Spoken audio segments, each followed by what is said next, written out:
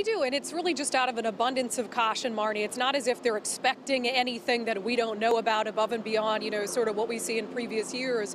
But they have to be down here. If history repeats itself, it's common on May Day to have a little bit of property damage, maybe some violence. We're hoping that's not the case because there's so many wonderful things about May Day. And I think what we just saw from Hannah Kim was a good example. But you can see, the protesters that you had mentioned, the rally that was here, they went off around the block for a second. They'll be back. But there's still some police here, and you can see basically they do a lot of precautionary measures to avoid property damage. Yesterday, Deputy Seattle Police Chief Chris Fowler took a couple questions from the press about where his officers are going to be staged and what they're going to be doing to try to avoid some of the things that have happened in years past. Take a listen.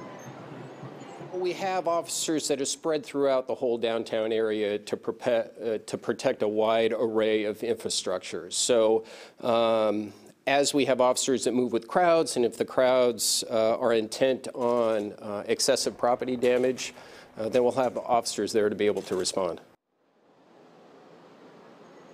And as you can see, that's sort of what we've been seeing all around downtown is you can't really prevent a lot of acts of property damage. I mean, you talked about the Amazon spheres. You can't really stop someone from lobbing a rock or whatever at the spheres. All they can really do is respond if something happens, be able to make an arrest if that's the case. Obviously, we're hoping that there's not a ton of that today.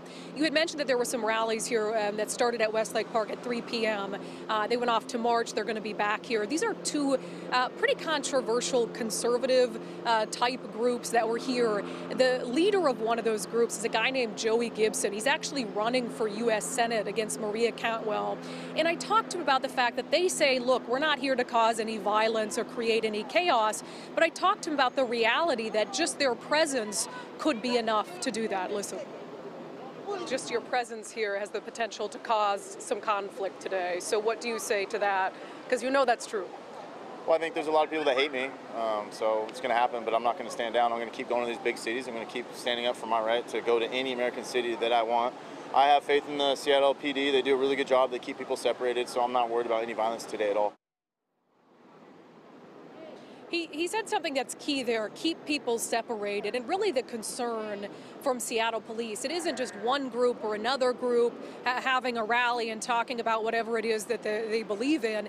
It's the concern for two opposing groups to come together to start verbal confrontations, and for those verbal confrontations to escalate into something else. So you can tell, I mean, there's a ton of Seattle police out. There's going to be hundreds and hundreds of officers, not only from SPD, from other agencies. We've seen King County, the Washington State Patrol. So their job is to try to get in between any groups of opposing protesters. But I think you guys, just to wrap up here, we're going to be monitoring things throughout the evening, but it's really important to focus on May Day about the spirit of what this day is about. I think the labor and immigration march that Hannah has been following is a great example of that.